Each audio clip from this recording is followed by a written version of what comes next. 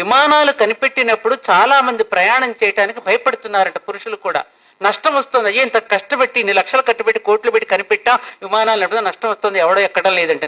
అప్పుడు అందరూ ఆలోచించి ఆడవాళ్ళని ఎయిర్ హోస్టెస్లుగా పెడితే తప్పకుండా పురుషులు ప్రయాణం చేస్తారని ఆలోచించి ఆడవాళ్ళని ఎయిర్ హోస్టెస్లుగా పెట్టిన తర్వాత దర్జాగా వాళ్ళ అందచందాలను చూసుకుంటూ వాళ్ళు ధైర్యంగా నడుస్తూ మంచినీళ్లు టీలు కాఫీలు అందిస్తూ ఉంటే హాయిగా వాళ్ళని చూసి వాళ్లే నడుస్తుంటే మనకేంటని హాయిగా బెల్ట్ పెట్టుకుని దర్జాగా కూర్చుంటున్నాం కుర్చీలో. సక్సెస్ అయ్యింది ఆ విధంగా. అవును, మరి అంతటి ధైర్యం స్త్రీగా. అందుకనే పంచ పాండవులు కుంతీదేవి కూడా వాళ్ళు ఉన్నారు, ధైర్యంగా నిద్రపోయేవారట వాళ్ళు. అంతటి ధైర్యము సాహసం మన స్త్రీలో ఉంది.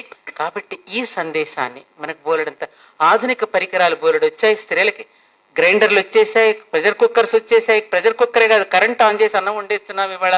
ఎవరికి చేతికి అసలు పని లేదు. చేతికేమీ పని లేకపోవటం వల్ల రకరకాల ఆలోచనలు. ఆమెకి గిరాకీ పెరుగుతుంది సైకాలజిస్ట్కి. ఏమ్మా, ఆవిడకి ఎంత గిరాకీ పెరుగుతుందో ఇవాళ. కౌన్సిలింగ్ సైకాలజిస్టులకు ఉన్నంత గిరాకీ వాళ్ళు ఎవరికీ లేదు, సైకాట్రిస్ట్ కి సైకాలజిస్ట్ కి. అక్కడికి వెళ్ళిపోతున్నారు, ఎందుకంటే టైం ఖాళీగా ఉంటుంది, ఏం పని లేదు కదా. అందుకే మన పూర్వీకులు ఎప్పుడు కర్మని జ్ఞానాన్ని కలిపి, అమ్మ మెట్ల నిండా బొట్లు పెట్టు, అది ఊడువు, ఈ ముగ్గులయ్యి, ఈ భజన చెయ్యని ఎప్పుడు కూడా పనిలో ఎప్పుడైతే నియంత్రించబడతామో అప్పుడు మానసిక వికారాలకి తావు ఉండదు. ఇవాళ మగపిల్లలకైనా ఆడపిల్లలకైనా మానసిక వికారాలు ఎక్కువగా పెరిగిపోయి రకరకాల ఇబ్బందులు కొని తెచ్చుకుంటున్నారు అంటే కారణం సమయం ఖాళీగా ఉండబట్టి. చూసుకోవటం, చెత్త ఎన్ని చూసుకోవటం, వాట్సాప్లో యూట్యూబ్లో ఖాళీగా ఉండడం. ఖాళీగా ఉన్న తర్వాత మానసిక వికారాలు పెరగడం, ఏదో తినాలనిపించడం, తీసుకెళ్ళి ఆ ఫుడ్ ఏదో పనికిరాని ఫుడ్లు తినడం. ఆ పనికిరాని ఫుడ్ తినంతా ఏ గుణం పెరుగుతుంది వాళ్ళలో? ఏ రకాల వికారాలు పెడితే రాక్షస ప్రవృత్తి పెరుగుతుంది. దాంతో పసిపాపల మీద అత్యాచారాలు చేయటం. దీనికి అన్నిటి కారణం ఏమిటి? మనసును ఖాళీగా ఉంచటం, శరీరంతో ఖాళీగా ఉండడం వల్ల ఇవన్నీ వస్తున్నాయి. ఆడపిల్లలు కూడా, ఐఎమ్ సారీ, వాళ్ళ మహిళా సాధికారతను పెట్టుకుని అంటం తప్పో రైటో నాకు తెలియదు, కానీ ఆడపిల్లలు కూడా మగపిల్లల్ని బాగా రెచ్చగొడుతున్నారు. విషయం కూడా నేను ఒక పెద్దదానిగా మీ అందరికీ చెప్తున్నానమ్మా. ఇది కేవలం ఆడపిల్లలే గొప్ప, మగపిల్లలంతా చెడిపోయారని కూడా నేను అంటలేదు. ఇవాళ ఆధునిక కాలంలో ఆడపిల్లలు కూడా స్త్రీత్వాన్ని కోల్పోతున్నారు, మాతృత్వాన్ని కూడా కోల్పోతున్నారు.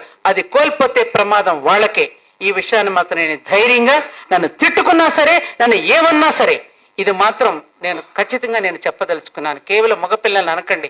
ఇవాళ మగపిల్లలే కుదురుగా ఉంటున్నారు ఆడపిల్లల కంటే. వాళ్లే సిగ్గుపడుతున్నారు కొన్ని విషయాల్లో. ఇది వాస్తవం. నీకిచ్చిన స్వేచ్ఛ, ఆమె చెప్పినట్టుగా నీకిచ్చిన స్వేచ్ఛకి, నీకిచ్చినటువంటి స్వాతంత్రానికి దాన్ని ఎందుకు నేను తల్లిదండ్రులు చదివిస్తున్నారు? ఎందుకు నేను హైదరాబాద్ పంపించి నేను హాస్టల్లో పెట్టి చదివిస్తున్నారు? పిచ్చి వేషాలు వేయడానికా? దేనికి ఎందుకు పెట్టారు? ఆమె చెప్పినట్టు సంప్రదాయం ఎందుకు పెట్టారు?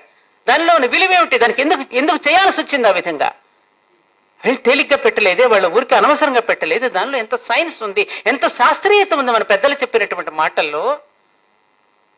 అందుకని ఇవన్నీ కూడా మనం గ్రహించుకోగలిగినప్పుడే మహిళా సాధికారత. అసలు సాధికారత లేనిది ఎప్పుడమ్మా? నామరూపాలిచ్చి బయటికి పురుషుడిని మనం పంపిస్తున్నాం. మీ ఆయన రైలుకి ఎక్కుతుంటే, ప్రయాణం అవుతుంటే ఏం చేస్తున్నావు నువ్వు?